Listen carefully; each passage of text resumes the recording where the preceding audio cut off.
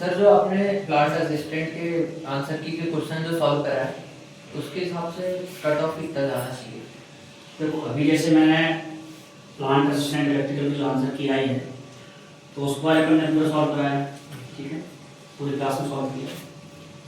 तो उसमें आपने देखा होगा कि मशीन से क्वेश्चन आए हैं और बहुत ही बेसिक क्वेश्चन आए। एक क्वेश्चन था ट्रांसफार्मर से जो निर्णय था, जो आराम से बन जाता, वोल्टेज रेगुलेशन का क्वेश्चन था, ठीक है। और बाकी पूरे पेपर में कहीं भी कोई क्वेश्चन डेरिवेशन से नहीं था, बेसिक थ्योरी से क्वेश्चन थे। सेल बैटरी से कुछ क्वेश्चन थे, जैसे क्वेश्चन था कि आप ट्रायंगल में दो बैटरी को जोड़ते हैं, अगर उनका असमान वोल्टेज की बैटरी है, तो ये थोड़े से लॉजिकली क्वेश्चन थे। बाकी जो टेक्निकल का पोर्शन था वो बहुत ज्यादा टफ नहीं था। अच्छा, मेजरमेंट का आपने देखा होगा, तो मेजरमेंट में क्या था, मेजरमेंट के जो क्वेश्चन थे वो सिंपल टू मॉडरेट थे, high simple to moderate, basic question simple to moderate, है ना। पावर सिस्टम से आपके दो क्वेश्चन थे, जैसे आपने देखा होगा हाइड्रो पावर प्लांट जैसे इस तरह का बेसिक क्वेश्चन है ना। उसकी जो एनर्जी का पूरा जो थ्योरी थी, स्थितिज ऊर्जा, गतिज ऊर्जा, यांत्रिक ऊर्जा और इलेक्ट्रिकल ऊर्जा, ठीक है। तो ये सब बेसिक चीजें थी। अच्छा, बाकी जो रेजिस्टेंस से क्वेश्चन थे, रजिस्टर से क्वेश्चन थे, यानी ओवरऑल अगर पूरे पेपर को अगर आप एनालाइज करें तो पेपर टफ नहीं था, मॉडरेट लेवल का पेपर था। जिसने भी तैयारी करी उससे आराम से क्वेश्चन बन जाएंगे। बात करते हैं इलेक्ट्रॉनिक्स की, तो इलेक्ट्रॉनिक्स में दो क्वेश्चन थोड़े से अच्छे थे, बाकी चाहे पावर इलेक्ट्रॉनिक्स हो, चाहे बेसिक हो, चाहे डिजिटल हो, चाहे एनालॉग हो, डिजिटल से क्वेश्चन तो नहीं थे, बेसिक, एनालॉग और पावर इलेक्ट्रॉनिक्स। तो यहाँ से बेसिक क्वेश्चन थे, एसटीएम मॉस्फेट वगैरह से क्वेश्चन आए, बीएडी वगैरह से बेसिक क्वेश्चन थे।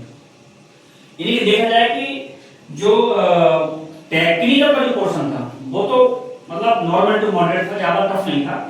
पर अगर नॉन टेक की तरफ जब जाते, नॉन टेक के क्वेश्चन थोड़े से अच्छे थे, मैथ्स के क्वेश्चन अच्छे थे, क्योंकि वो एक आईटी स्टूडेंट्स के हिसाब से।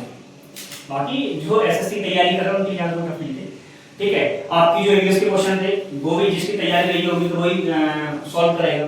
रीजनिंग अच्छी थी, तो कुल मिला के कट ऑफ तो अच्छा जाने वाला है। तो ऐसा नहीं है कि पेपर बहुत टफ था तो कट ऑफ नहीं जाएगा। तो मैं आपको एक मोटा डेटा बता देता हूँ और मैं चैलेंज करता हूँ कि इससे एक दो नंबर ज्यादा होगा, एक आध नंबर बस, ज्यादा नहीं होगा, ठीक है। तो जो यूआर का जो डेटा है, यूआर आपका रहेगा 75 से 78। ये नोट कर लेना, कंफर्म है क्योंकि पेपर टफ नहीं था, ठीक है। अच्छा, अब आपका देखते हैं ओबीसी। ओबीसी आपका रहेगा 74 से 76, ये कंफर्म है, ठीक है। अब देखते हैं एससी। एससी आपका रहेगा 70 से 72। फिर आप देखते हैं एसटी। एसटी आपका रहेगा 68 से लेकर के 70 तक, 68 से 70 तक। अब देखो ईडब्ल्यूएस।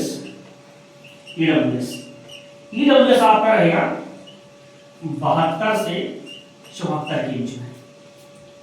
ये आज मैं आपको बता रहा हूं और कुछ टाइम बाद रिजल्ट आ जाएगा, इसी के अराउंड रहेगा। General 75 to 78, OBC 74 to 76, SC 70 to 72, ST 68 to 70 और ईडब्ल्यूएस 70 टू 74। ये आपका कट ऑफ रहने वाला है और कंफर्म रहने वाला है, क्योंकि पेपर बहुत ज्यादा टफ नहीं था, सिंगल सेक्टर पेपर था, ठीक है।